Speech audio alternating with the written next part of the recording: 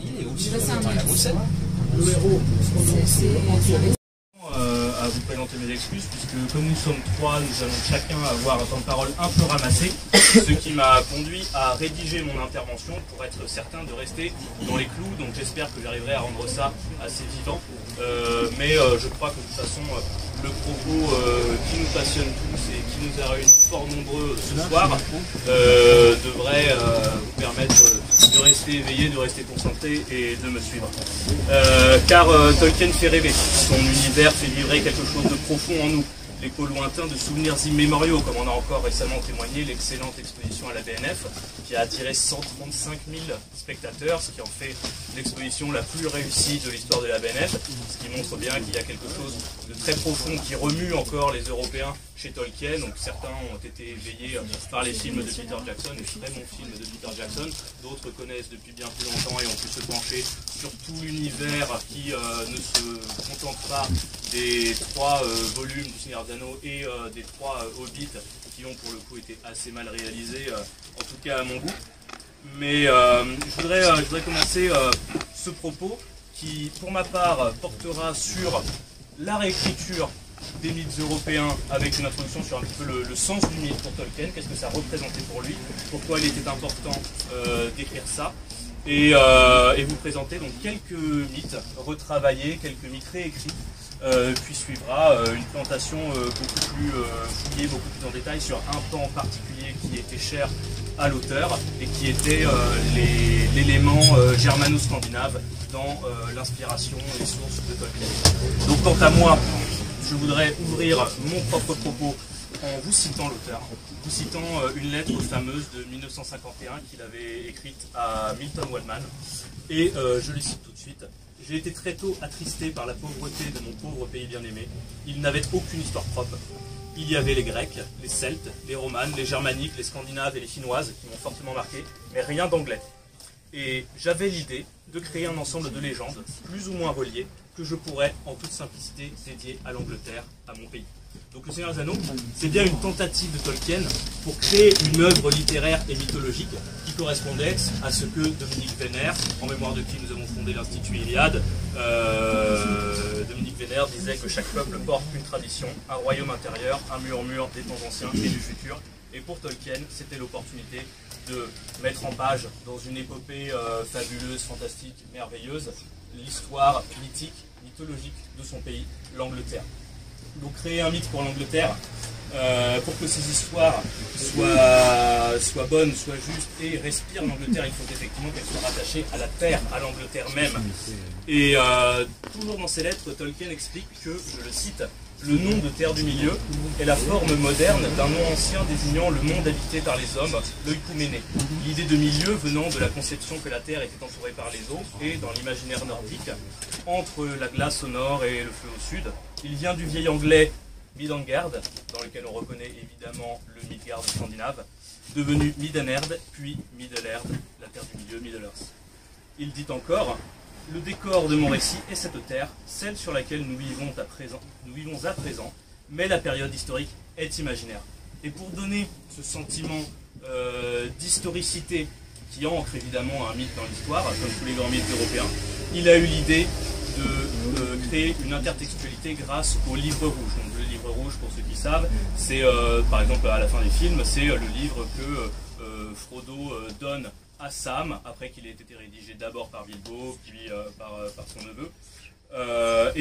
L'idée était initialement que le livre rouge aurait été un livre que Tolkien aurait trouvé, mis en page, réédité, mais que c'était quelque chose qui avait été transmis par les générations, à travers les âges, conservé grâce à des copies. Et toujours dans ses lettres, l'auteur précise qu'il s'agit du récit d'un âge oublié, 6 à 7 000 ans avant notre ère. Et Vincent Ferrel, qui a participé à organiser l'exposition de la BNF, explique dans un de ses livres que Tolkien, créateur d'Arda et de la Terre du Milieu, a donné à ses lecteurs accès à un passé mythique et fictif de notre Terre, aussi héroïque que ses grands modèles.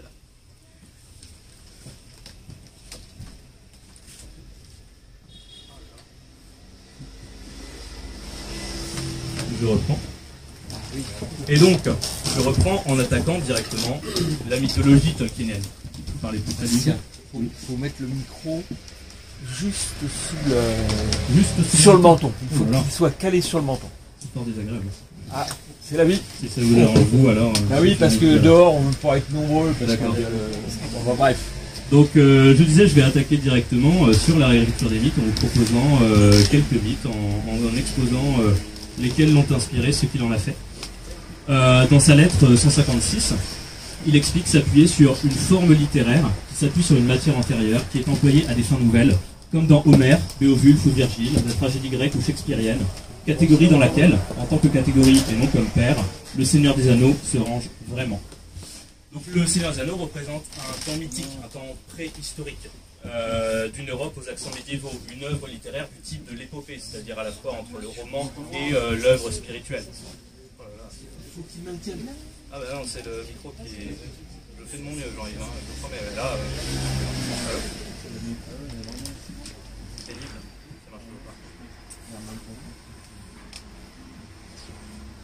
Donc l'inspiration venue des mythes européens se retrouve au début de la création d'Arda, le monde du Seigneur des Anneaux, comme en témoigne, je cite, l'obsession de Tolkien pour l'Atlantide. Il écrivait « Cette légende ou ce mythe, ou ce souvenir confus de l'histoire ancienne m'a toujours troublé. J'ai à plusieurs reprises dessiné ou écrit de mauvais poèmes à ce propos. Lorsque Lewis et moi avons tiré au sort, et qu'il fut décidé qu'il écrira un roman dans l'espace et moi un voyage dans le temps, j'ai commencé un livre avorté, un voyage dans le temps qui était censé s'achever avec la submersion de l'Atlantide, à laquelle devait assister mon héros. L'Atlantide devait s'appeler Numénor, le pays de l'Ouest. Et l'histoire de Numénor n'est pas que vaguement inspirée du mythe grec. Dans sa lettre 154, Tolkien la qualifie explicitement, je cite, de variante particulière de la tradition de l'Atlantide. Ainsi, sans rentrer dans les détails, l'histoire de Numénor est conséquemment proche de la légende grecque de l'Atlantide, c'est-à-dire une terre idéale et riche donnée aux hommes par les dieux, devenue décadente suite aux manœuvres dans le Seigneur des Anneaux, dans l'histoire du Seigneur des Anneaux, de Sauron. Et ces hommes feront preuve d'hubris, d'orgueil démesuré et seront punis par Zeus chez Platon pour l'Atlantide et par Eru Ilúvatar chez Tolkien. Au-delà du parallèle mythologique, Tolkien, qui est un philologue, c'est sa profession, c'est comme ça qu'il aimait à se qualifier lui-même, est allé jusqu'à glisser cette référence dans les langages qu'il a créés, puisque l'une de ces langues, le Kenya, dans l'une de ces langues, Numénor est appelée Atalante, qui signifie celle qui a chuté.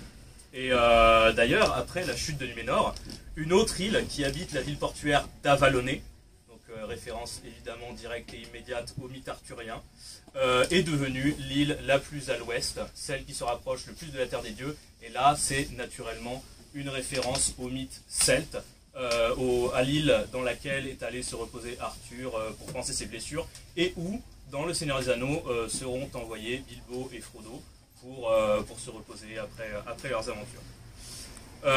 Un autre mythe très bien retravaillé par Tolkien, c'est la figure du roi germano-celtique, le roi légitime, qui a, chez les Indo-Européens, dans la psyché, dans la mentalité indo-européenne, une triple incarnation que l'on retrouve chez Aragorn. La fertilité, le courage guerrier et la protection du peuple, et enfin la magie et la religion, ce qui correspond exactement aux trois fonctions indo-européennes. La fertilité d'abord, puisque dans la pensée, dans la mythologie celte, il y a un lien métonymique associant la personne physique du roi et l'intégrité de son royaume. Ce que l'on retrouve par exemple dans les romans arthuriens de Chrétien de Troyes, dans le Perceval avec la terre gaste, la terre où plus rien ne pousse, où règne la misère, puisque le roi pêcheur, le roi méhénier est lui-même souffrant, et donc tant qu'il est souffrant, son royaume souffre également.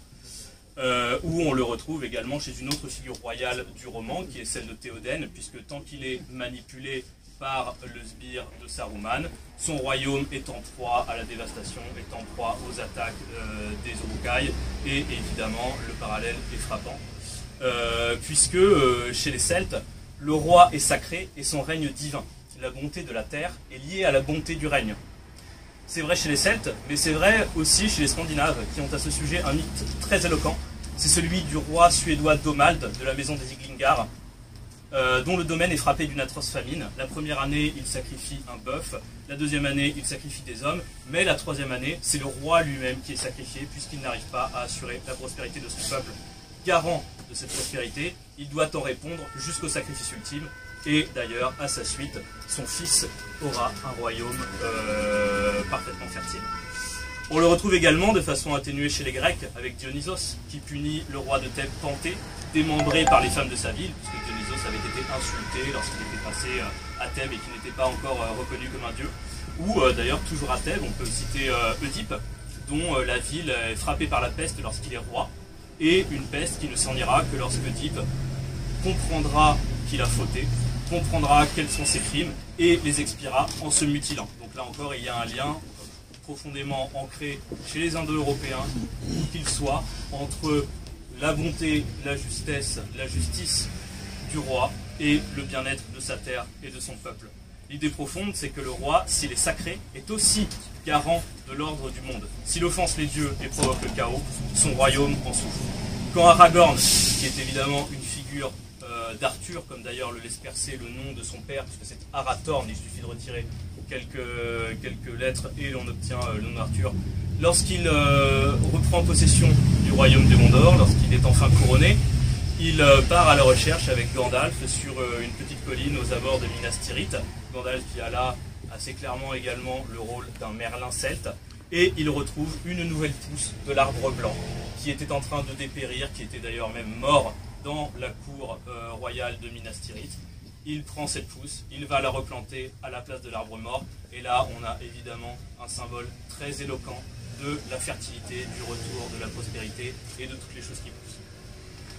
Ensuite, la deuxième fonction, c'est celle du courage guerrier, de la noblesse. Donc évidemment, Aragorn est d'une ascendance noble, c'est le roi légitime, c'est le descendant du dernier roi du Gondor. C'est également un aristocrate qui s'est élevé sans tenir compte de la naissance, mais en fonction des mérites, comme il le fera avec les hobbits. C'est aussi un grand guerrier, comme il s'illustre dans les batailles du bouquin. Mais c'est un primus inter pares. C'est le premier d'entre ses pairs. C'est pour cela qu'il est le roi. Ça nous renvoie évidemment à toujours la conception indo-européenne du roi. Le roi est roi parce qu'il est le meilleur d'entre ses pairs. On peut évoquer l'anecdote célèbre entre Adalbert de Périgord, qui se faisait houspiller par son roi Hugues Capet, qui lui disait mais Adalbert, qui t'a fait comte? Et Adalbert, superbe, lui répondit: Hugues, qui t'a fait roi? Aragorn est évidemment, comme tout bon héros mythologique, et également comme les rois, puisque Charlemagne en a également une joyeuse, Aragorn est armé d'une épée magique, gravée de symboles solaires, lunaires et de nombreuses runes. Une épée qui est magique, puisque, on le sait, même si ça n'est pas parfaitement explicite, mais si ça n'est pas mis en avant, dans une bataille dans les mines de la Moria, il y a un passage où il est écrit noir sur blanc qu'Aragorn abattit son épée sur la tête d'un orc, un éclair blanc, et que l'orc s'effondra, son aume fendu en deux. Donc c'est clairement une épée magique qui évoque évidemment Graham de Sigurd, de la Joyeuse de Charlemagne, Durandal, du Roland, etc. Enfin, pour la première fonction qu'incarne également Aragorn, c'est un être surnaturel, doué d'une longévité héritée de ses ancêtres numénoréens, puisque à sa mort il aura 210 ans, et il me semble que dans le roman il en a environ 80, et qu'il ne le fait pas. C'est parce qu'il a une ascendance divine, une ascendance semi-elfique, qui remonte jusqu'à l'elfe Fanwë, qui est un des premiers nés, créé par Eru Ilúvatar lui-même. Là on retrouve une tradition également profondément ancrée chez tous les rois, toute l'aristocratie indo-européenne, puisque Jules César lui-même se prétendait être issu de Vénus, puisque l'aîné de Virgile, qui fonda Rome d'après Virgile, était lui aussi issu de Vénus, et que même les rois francs ont fait remonter leur ascendance jusqu'à Énée, et donc jusqu'à Vénus, jusqu'à une déesse. Mais c'est également vrai de la plupart des rois anglo-saxons, scandinaves, etc. De la même manière, d'ailleurs, de façon intéressante, dans le premier tome du livre des contes perdus, Tolkien fait remonter la filiation de l'un de ses premiers personnages, le marin Eriol, à un certain Wodan, donc le dieu germanique. Aragorn, enfin, en bon roi, est thaumaturge. Il est capable de guérir, ce qu'il illustre à plusieurs reprises dans le roman, et notamment à la toute fin, lorsqu'il est à Minas Tirith, lorsqu'il guérit les blessures de Faramir et d'Éowyn, qui permet à la guérisseuse Yorette, la guérisseuse en chef, de reconnaître, tout va bien, l'attentat islamiste, on a une nouvelle école. Et donc ça permet à la guérisseuse Yorette de reconnaître qu'il est le roi, puisque, comme elle le sait, comme le racontent les légendes anciennes, seul le vrai roi est capable de guérir les pires blessures. Aragorn incarne donc les trois fonctions indo-européennes, et il se rattache particulièrement, comme tous les rois indo-européens, à la deuxième, qui est la fonction guerrière et aristocratique, qui protège la société, et à la première fonction qui guide cette même société. La première fonction qui est la fonction savante, la fonction religieuse, la fonction de la maîtrise de la magie et de la transmission. En bon roi indo-européen, il est le médiateur entre les dieux et les hommes. On a des exemples toujours dans l'histoire européenne, dans les mythes européens, mais même dans l'histoire concrète, puisque vous savez que l'empereur romain a hérité du titre de Pontifex Maximus, que la papauté s'est battue pour récupérer. C'était le chef de la religion romaine. Parce qu'aussi, autre exemple, les rois de Sparte, lorsqu'ils partaient en guerre, lorsqu'ils guidaient l'armée, étaient les seuls à pouvoir sacrifier, et ils pouvaient sacrifier autant qu'ils le voulaient. Avant de franchir les frontières de Sparte, ils pouvaient procéder à autant de sacrifices qu'ils l'estimaient nécessaire pour avoir les bons présages. Et même avant la bataille, il y a notamment une bataille pendant laquelle l'ennemi charge et les Spartiates se tiennent en rang à attendre que le roi fasse un sacrifice qui donne un bon présage, puisque, encore une fois, le roi est le lien entre le divin et le temporel, et c'est lui, évidemment, qui est en charge d'assurer l'ordre global entre les hommes et les dieux. D'ailleurs, ce schéma de la figure souveraine a évidemment été repris jusque dans la chrétienté avec plus tard le roi de droit divin. C'était quelque chose qui parlait tout naturellement aux Européens. Un autre mythe remanié, c'est celui, plus qu'un mythe, c'est une caractéristique profonde, la faute suprême, notamment chez les Grecs, mais aussi chez les Germains, c'est celle de l'hubris. Chez les Germains, on appelle ça l'Ufermod, qui est un terme que Tolkien a particulièrement analysé à travers un poème vieil anglais qui est La bataille de Maldon. Tolkien l'a traduit, je le retraduis en français, l'excessif orgueil. L'hubris, l'Ufermod, c'est l'excessif orgueil, celui qui conduit à la ruine. Dans la bataille de Maldon, cet Ufermod est évoqué. Tolkien en a tiré un poème qu'il a intitulé Le retour de Beorthnoth, fils de Beorhthelm, et il l'a analysé dans un essai qui est associé à cet écrit, un essai tout simplement intitulé Ufermod. Donc sans rentrer dans les détails que je vous invite à découvrir par vous-même, la bataille de Maldon est perdue en 991 par les Anglo-Saxons, en raison d'un excès d'orgueil de leur seigneur Beorthnoth, qui par fierté, emporté par un excès de confiance, a tenu à mener une bataille dans des circonstances défavorables. Tolkien y voit une forme de code d'honneur germanique, dans lequel la belle action individuelle est plus importante que le résultat final, et il y décèle d'ailleurs un parallèle dans le choix que fait Beowulf d'aller affronter le dragon qui causera sa perte. On retrouve cette idée de l'exploit guerrier individuel qui prime sur le reste, idéalisé jusqu'à la perfection chez Achille, mais plus généralement dans toute la tradition héroïque de l'Europe. Dans l'univers du Seigneur des Anneaux, cet Ufermod, cet excessif orgueil, se retrouve par exemple chez Boromir, si certain de sa hauteur morale et de la justesse de son but, de la noblesse de ses intentions, qu'il se croit capable de résister à la séduction de l'anneau. Il finira par y céder, il tentera de le voler à Frodo, même s'il se rachètera évidemment par son attitude héroïque en défendant les autres hobbits. On le perçoit également chez Homer, le capitaine du Rohan, qui s'enfonce trop profondément dans les rangs adverses lors de la bataille du champ du Pélénor. Il est saisi, je cite le texte, d'une fureur froide qui l'envahit. Il fut saisi d'une humeur de folie, au point que la fortune avait tourné contre Homer et sa folie l'avait trahi. On retrouve là l'excessif orgueil du guerrier qui se jette dans la bataille à la perte. On pourrait multiplier les exemples. Saruman, Isildur et surtout Túrin, un des tout premiers personnages imaginés par Tolkien, qui au passage tua un dragon de la même manière que Sigurd tua Fafnir dans le Fafnismal et la Volsunga saga.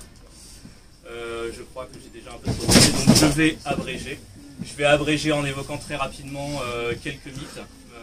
comme je viens de le faire avec le parallèle entre Túrin et Sigurd, mais également on peut penser à Bilbo qui réveille Smaug en volant une coupe d'or de son trésor, ce qui est également la façon dont le dragon dans le poème Beowulf a été réveillé. On peut penser à Éowyn, qui est une image de la Camille de Virgile qui écrivait « Femme, sa main ne sait le fuseau de Pallas, fils travaux, mais vierge apprend les durs combats », ce qui est exactement le personnage d'Éowyn, bien qu'elle évolue à la fin pour entrer dans sa pleine féminité. Et pour conclure, ma partie en tout cas, puisqu'elle sera suivie d'une partie que je sais nettement plus brillante, le monde du Seigneur des Anneaux est donc un monde mythologique et profondément ancré dans la tradition et la psyché européenne. Mais c'est un monde de transition. Ainsi que le dit Gandalf, le tiers âge était le mien, j'étais l'ennemi de Sauron, ma tâche est achevée, je partirai bientôt.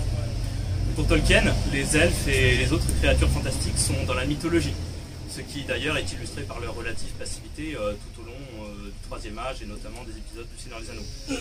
Les hommes, eux, après l'épopée, après l'acte de Frodo, sont dorénavant dans la représentation chrétienne.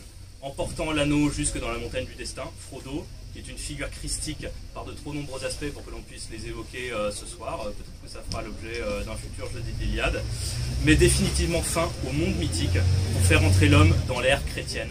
Et il n'est bien évidemment pas anodin que la compagnie formée pour détruire l'anneau quitte la cité de Foncombe un 25 décembre au matin. Et maintenant je laisse la place à mes amis qui vont aborder la dimension particulière, la place particulière que possède la mythologie germano-scandinave dans l'œuvre de Tolkien. Étudié énormément et sur laquelle il s'est fondé, il a été influencé pour ses écrits. Alors j'aimerais parler du Tolkien universitaire, philologue, et non pas de l'auteur. Mon ami parlera beaucoup plus de l'auteur. Pour donner du relief à ces récits fictifs, J.R.R. Tolkien, je prononce Tolkien, puise dans des sources littéraires et mythologiques variées, dont l'auteur avait une connaissance profonde. Parmi ses influences, l'une des plus importantes est sans aucun doute la res germanica, c'est-à-dire la matière germanique, compris sous son acception la plus large. Cette lumière a nourri Tolkien alors qu'il était très jeune lecteur de mythes et de légendes. Il connaît de plus ce monde ancien et médiéval de manière intime, en ce qu'il deviendra un philologue réputé. Enfin, il tire de ces légendes germano-scandinaves une inspiration fondamentale pour ses propres compositions littéraires, en forçant à peine le trait. On pourrait dire que sans cette matière, les légendes inventées par Tolkien, telles que nous les connaissons, n'existeraient pas, ou du moins seraient d'une toute autre nature, perdant pour beaucoup l'ambiance médiévale et germanique dans laquelle baigne le Hobbit et à plus forte raison le Seigneur des Anneaux. Et afin de soutenir cette assertion, il apparaît nécessaire de se concentrer sur la facette première de l'homme, à savoir celle du philologue. Et pour comprendre l'intérêt profond que Tolkien portait à la res germanica, il faut se plonger dans l'histoire de sa vie. Né en 1892, Tolkien a lu, alors qu'il était très jeune, des récits à caractère mythologique, comme la Völsunga Saga, l'histoire des Völsunga, un récit épique qui met en scène le héros scandinave Sigurd, connu en Allemagne sous le nom de Siegfried, dans la chanson des Nibelungen, ainsi que dans la matière germano-scandinave, retravaillée par Richard Wagner pour sa tétralogie. Tolkien était un lecteur précoce, mais aussi, fait notable, un amoureux des langues, depuis qu'il était plus jeune. Tolkien apprit donc des langues, afin de pouvoir lire dans l'original, afin d'apprécier à leur plus haute valeur les œuvres littéraires qui lui plaisaient tant. Et ces histoires étaient principalement germaniques.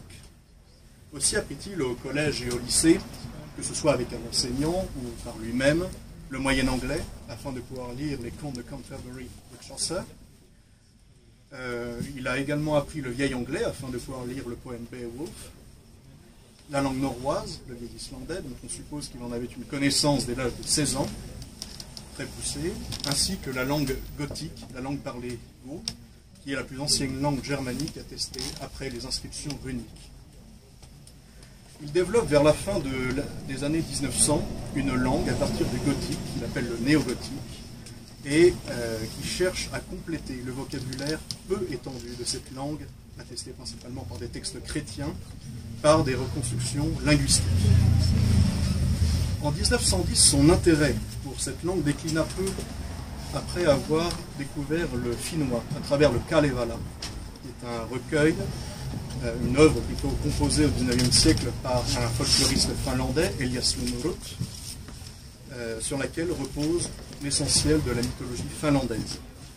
Et cette langue, le finnois, est la source d'influence du Quenya, une langue parlée par les elfes, que Tolkien ne cessa d'élaborer tout au long de sa vie. Et c'est un élément fondamental pour lui lorsque l'on sait que son imaginaire, que l'on appelle le légendaire, est né à l'origine d'une réflexion sur la langue et non sur la littérature. Et c'est parce que c'est de la langue que vient l'histoire, une histoire qui est racontée par un peuple à qui il faut donner une origine qui prend la forme d'un mythe, d'une épopée, d'un récit légendaire se rapportant à une tradition immémoriale, le tout étant exprimé au travers de la langue poétique et donc de la littérature. Ainsi, l'ensemble est achevé. Pendant ses années de lycée et ses premières années à l'université d'Oxford, Tolkien étudie les lettres classiques. Mais quelque peu lassé par les auteurs latins et grecs, il change de cursus universitaire pour les études anglaises avec pour spécialité la philologie scandinave. Ne cessant bien sûr de réfléchir sur ce qu'est la langue. On peut donc observer que le jeune Tolkien cohabitait avec un certain nombre de langues, de mythes et de littérature germanique ancienne, et qu'il n'a cessé, au long de ses années d'études bien entendu, d'approfondir ses connaissances. Il termine son cursus universitaire juste avant la Première Guerre mondiale, mais je laisse de côté ce sujet pour ce soir. Au sortir de la guerre, Tolkien est embauché comme assistant à un poste de lexicographe pour le nouveau dictionnaire d'anglais, autrement connu sous le nom d'Oxford English Dictionary, et il fut chargé de rédiger l'entrée de mots commençant par la lettre W. Entrée pourvue de nombreuses références à des mots dans des langues anciennes les plus diverses, montrant de manière tout à fait saisissante l'érudition de Tolkien. De 1920 à 1925, il est maître de conférences à l'université de Leeds, où il enseigne la philologie germanique. Il est rejoint par un collègue 2 ans plus tard, avec lequel il va fonder un Viking Club, lieu où les professeurs et étudiants se réunissaient pour boire force bière, lire des sagas et réciter des chansons comiques, la plupart écrites par Tolkien dans des langues germaniques anciennes. Avec son collègue de Leeds, il publie l'édition d'un poème en moyen anglais, Sir Gawain and the Green Knight, Sir Gawain et le Chevalier Vert en français, en 1925 et qui fait encore autorité de nos jours dans les études anglicistes médiévistes. À partir de 1925, Tolkien est professeur à Oxford en études médiévales anglaises jusqu'à sa retraite en 1959. Ces années d'enseignement sont ponctuées par la publication d'études remarquables sur les langues et littératures germaniques anciennes, parfois jugées trop peu nombreuses par certains de ses collègues. Car en parallèle à sa vie de philologue, Tolkien n'avait eu de cesse d'écrire une mythologie fictive, commencée en 1914 et représentée dans le Hobbit, paru en 1937, dans le Seigneur des Anneaux, paru en 54-55, ainsi que dans le Silmarillion, paru à titre posthume en 1977. Ces œuvres majeures de l'auteur sont marquées en profondeur par la res germanica. Et l'intervenant suivant va à présent parler de quelques traits spécifiques de cette matière et voir comment ils peuvent se manifester dans son œuvre.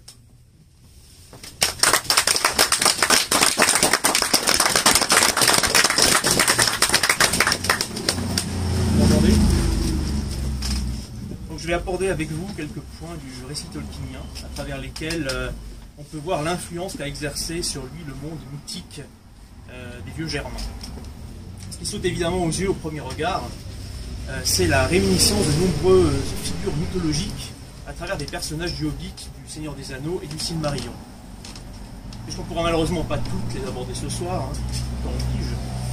j'ai voulu centrer le propos sur l'une d'elles, à savoir le dieu Odin, appelé Wotan dans l'espace germanique. Alors Odin a influencé plusieurs personnages de Tolkien, de façon aussi visible que variée, et c'est une influence qui est loin d'être hasardeuse, vu les nombreuses allusions que fait l'auteur à cette figure dans ses différents écrits théoriques. La façade du dieu, qui est principalement mise en avant, est celle du magicien et du voyageur, qui disparaît de manière aussi mystérieuse qu'il était apparu. Et bien sûr, sous cette forme, c'est tout de suite à Gandalf qu'on est forcé de penser. Alors si le nom de Gandalf, qui signifie Alf magicien en norrois, est à l'origine dans l'Edda celui d'un nain, il n'y a aucun doute sur les concordances entre les caractéristiques du personnage et celles d'Odin, tel qu'on le connaît dans les sagas norroises. Et pour vous le prouver, je vais d'abord vous lire un court extrait du Hobbit. Bilbo, qui ne se méfiait pas, ne vit ce matin-là qu'un vieillard avec un bâton. Il portait un grand chapeau bleu et pointu, une longue cape grise et une écharpe argentée, surmontée d'une barbe blanche qui descendait jusque sous la ceinture, ainsi que d'énormes bottes noires. Il s'agit bien sûr de Gandalf. Et maintenant, je vais vous lire un extrait de la Völsunga saga qui évoque le dieu Odin. Alors que la bataille durait depuis un certain temps, un homme apparut dans la mêlée, portant un chapeau tombant sur son visage et un manteau à capuchon noir. Il n'avait qu'un œil et une lance à la main. Le jour suivant, Sigurdur alla en forêt et rencontra un vieillard avec une longue barbe. Au-delà de ses ressemblances physiques, Gandalf, tout comme Odin, a l'habitude de voyager seul, d'apparaître de façon soudaine pour modifier le destin du héros de l'histoire, pour le meilleur et pour le pire. Et Odin est également le dieu qui s'est rendu maître de l'art des runes et de la magie. Mais Odin est un dieu ambigu, et c'est sans surprise qu'on retrouve ses aspects les plus sombres dans la figure de Sauron, le seigneur de l'anneau, le pouvoir, et dans le personnage de Saruman, l'alter ego négatif de Gandalf. Saruman contemple le monde dans sa tour d'Orthanc à Isengard en se servant du palantir, c'est le boule à travers lequel il voit le monde entier, les événements qui se passent. Il envoie des nuées d'oiseaux qui viennent lui faire des rapports sur leurs découvertes, et de façon quasi analogue, Odin, depuis son haut lieu Hlidskjalf, a vu sur la terre entière, et les corbeaux Húnin et Múnin viennent lui apporter des nouvelles de toutes parts. Donc voilà une concordance qui saute vraiment aux yeux. Avec Saruman, et à plus forte raison avec Sauron, c'est bien sûr le dieu de la mort qui est mis à l'honneur. Le pouvoir destructeur du magicien, tel qu'Odin le personnifie également, et a été largement exploité dans l'œuvre de Tolkien.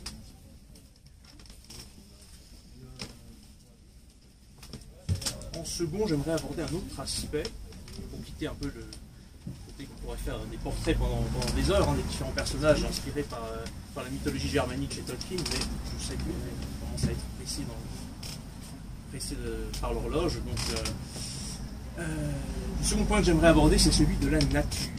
Lorsqu'on s'immerge dans le monde de Tolkien, on se rend compte qu'on se retrouve dans un monde qui nous est parfaitement étranger, et surtout en ce qui concerne l'élément de la nature. Pour utiliser le terme de Thomas Kuhn, je dirais, on se retrouve dans un autre paradigme mental qui se trouverait avant, ou peut-être par-delà, la révolution copernicienne, d'une part, et la révolution cartésienne, d'autre part. C'est-à-dire qu'on est dans un monde qui voit la nature d'une façon tout à fait différente, habitée, sacrée, et agissant sur l'histoire, et non pas agi par l'histoire, tel que nous, matérialistes du XXIe siècle, nous avons tendance à la considérer. Donc le symbole le plus représentatif de cette nature vivante et agissante, ce sont bien sûr les forêts et les arbres. Milieu menaçant aux dimensions incertaines, généralement hostiles aux créatures, qui n'appartiennent pas au monde sauvage, les forêts tolkieniennes en viennent même à développer des sentiments et des traits de caractère. Les arbres, quant à eux, sont considérés comme l'incarnation de tout ce qui vit.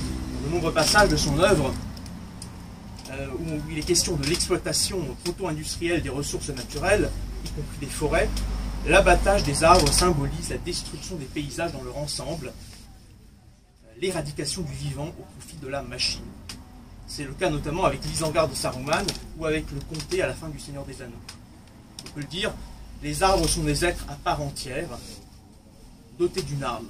Ils portent en eux quelque chose de sacré, un principe vital qui fait forcément penser au culte des dieux germains, à Yggdrasil, l'arbre-monde, et de façon encore plus concrète à Irminsul, le frêne cultuel des Saxons, abattu suite au massacre de Verden.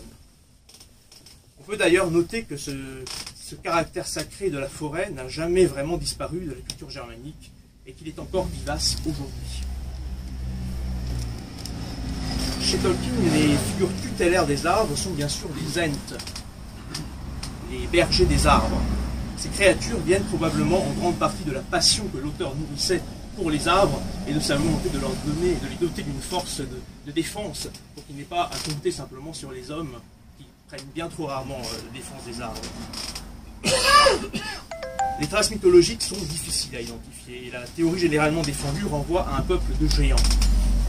Dans le haut Moyen-Âge anglais, on attribue à ces géants l'édification des monuments de pierre préhistoriques, tout comme la construction de voies romaines qui se présentent alors sous la forme de majestueuses ruines. Mais on voit qu'ici les choses sont loin d'être évidentes. Ce sur quoi on peut cependant insister, c'est que le caractère sacré de nature lui confère également une force supplémentaire et efface la frontière qui existe entre le monde naturel et l'homme.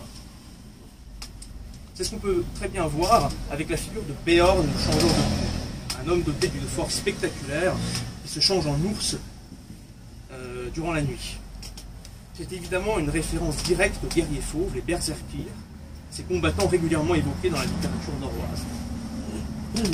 Ce sont des guerriers qui, grâce à leur apparence animale et à leur fureur combattante, à leur invulnérabilité, étaient considérés comme des combattants d'élite. En fait, ils étaient vêtus de peau d'ours, et c'est à travers la fureur extatique d'Odin qu'ils parvenaient à se situer par-delà la séparation de l'homme et de l'animal. Une trace de plus dans les récits de Tolkien d'une vie humaine dont les rapports à la nature sont loin d'être aussi nets que pour l'Occident moderne. Les derniers éléments sur lesquels nous pouvons nous arrêter dans ce bref tour d'horizon, trop bref peut-être, c'est la question centrale du langage. Rien d'étonnant d'ailleurs au fait que le linguiste Tolkien ait accordé une place si importante à cet élément. Il me semble que pour approcher correctement cette question du langage, et tout ce que l'on peut y trouver de l'ancienne civilisation germanique, puisque c'est quand même le sujet de notre intervention, et à moi et à mon collègue, il faut mettre en évidence que dans le monde de Tolkien, la terre du milieu et les peuples qui l'habitent se racontent comme se racontaient les anciens Germains. Et bien sûr, pour commencer, à travers l'écriture. Tolkien a fait un usage très important des runes germaniques, en association directe avec le vaste entrelac de ces langues imaginaires qui ont été largement évoquées déjà.